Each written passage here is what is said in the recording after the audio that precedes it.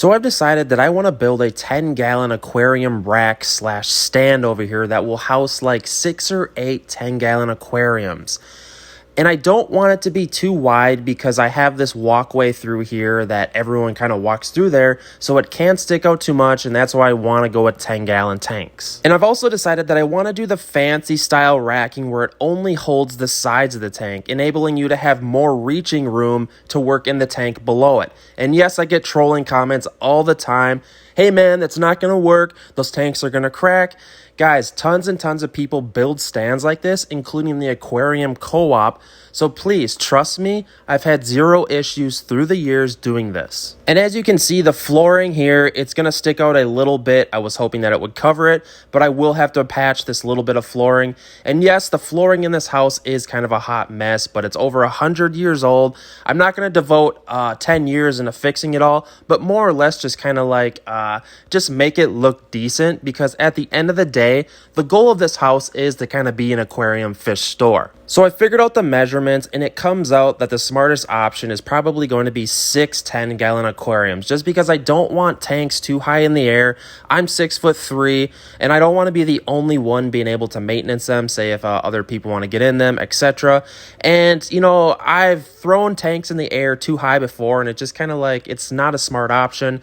I think at this height, they will look pretty nice. But yeah, everything's going pretty well. It was really hard figuring out the measurements doing these stands because it's a lot to figure out, if I'm being completely honest. What's cool though about building things out of 2x4s like this and 1x4s is that anyone can do it. Yes, I do have some specialty tools like a nail gun, but this is literally like the $80 nail gun you can get at Menards. It's not like a super good brand. I have super cheap tools. I'm super into building stuff, and I feel like once you own this stuff, it kind of pays off for, you know, for the future. But as you can see, I'm kind of playing around here with adding the 10s in to see the different dimensions and different heights. It was really stressful to figure this out. This looks like a pretty good height, if I'm being honest. And yeah, it probably doesn't look like a lot to figure out, but you got to remember, if you move one tank up, then the rest of all the measurements aren't symmetrical. And I'm kind of like a mediocre OCD freak, and I just need things symmetrical. And yeah, I'm kind of a lunatic when it comes to that. And I want things to be straight. As you can see, I'm building it with a level just to make sure that the tanks lay their level, because I can't stand that when the water line is different and then you have to like worry about the seals going out.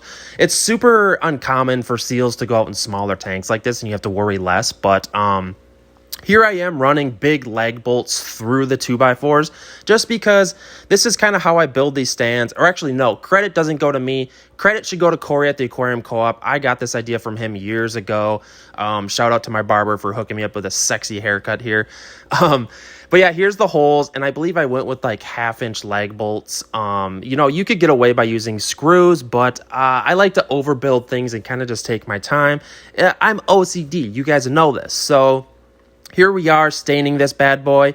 Some people might not stain it, but I feel like aesthetics are everything when it comes to fish tanks. You know, like, it kills me when people just can't take 10 minutes out of their day to spray paint an aquarium background, you know, or like all the small aesthetics add up when it comes to this stuff. You know, like you'll see here in a second that I'm going to actually wire electrical boxes inside the stand just because I want it to look that clean, and that's how I want all my builds to be in this house. So it's you know, some people hate it, some people like it, but I'm just kind of an OCD weirdo like that. And when I go to sleep at night, I'm thinking about my fish tank builds, and it's just the truth of the matter.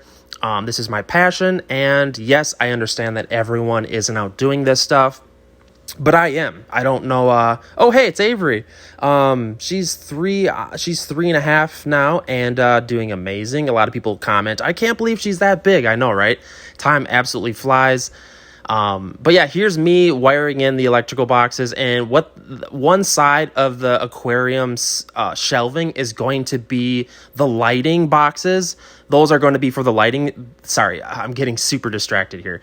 Avery, here's me setting up dirt in the tanks. I decided to go with soil in all these tanks capped with blasting sand. No. I changed my mind. I did all blasting sand, but then a friend talked me into also doing some lighter colored sands. So here's Avery. She absolutely loves playing with the sands and mixing them. But yeah, as you can see, I did do some of the lighter colored sands in this build. And as I said, the electrical boxes on the right side are going to be for the lights. And they're all going to be connected into the same timer so that all the lights go on and off at the same time. And then on the left side, eventually I'm going to wire in heaters. And I'm going to have to run that wire straight to the fuse box because, you know, thinking towards the future with all these tanks in the house, I'm going to have a separate fuse box, you know, for like when the power's cut, it's all going to be on a generator because I want certain things to be on a generator when things go south, when the power goes out. So here I am cutting lids, polycarbonate lids as per usual. You can get this stuff for like $50 a sheet. I do have a DIY video on it. If you check out my main channel, I live and die by this stuff. What I do is I put on like little 3M what the heck do you call them? Like the hooks, and I use those as handles.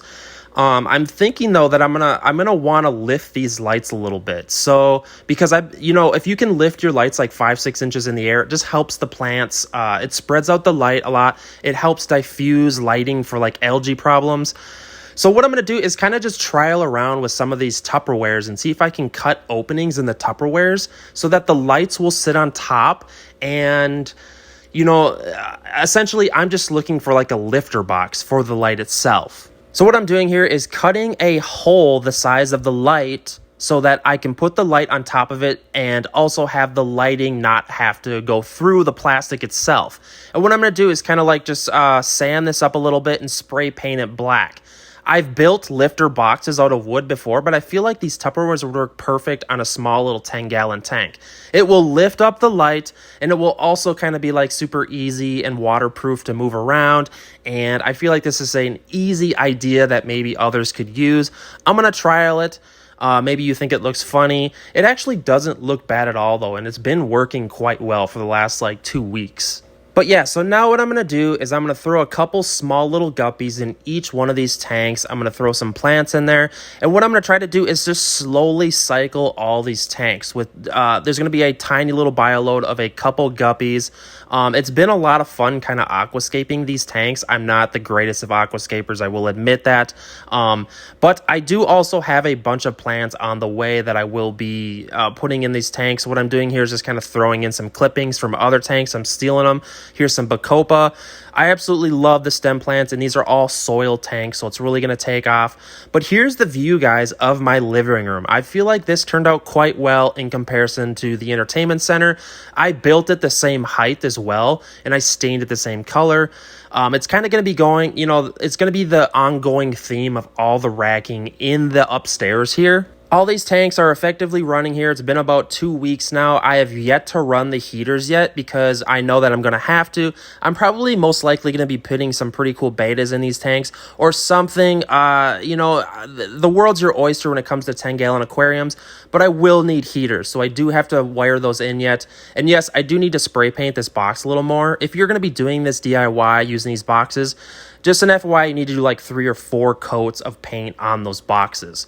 And a lot of people have been asking for progress on the basement, but not a lot has been done, guys. The plan of attack for the house here, guys, as far as filling it with aquariums, what I'm going to do is fill as many aquariums on this mid-level of the house as possible. And then I'm going to, because what's happening here is as I fill tanks in this mid-level of the house, I have to brace the downstairs because of the weight. There's going to be 12 aquariums in this entertainment center on the front and the back when it's all said and done. And I really need to brace the flooring downstairs. So all of this has to be built in this mid-level first before I actually build downstairs. So hopefully that makes sense, guys. Please let me know in the comment section what you think of this build. This is like a pretty cool 10-gallon aquarium rack that can hold 6 tanks. You can replicate my style. You can build it however you want. Just let me know. I think it's kind of a cool build. I put a lot of passion into it. That's kind of how I've been doing a lot of my racking as far as smaller tanks. So, woo!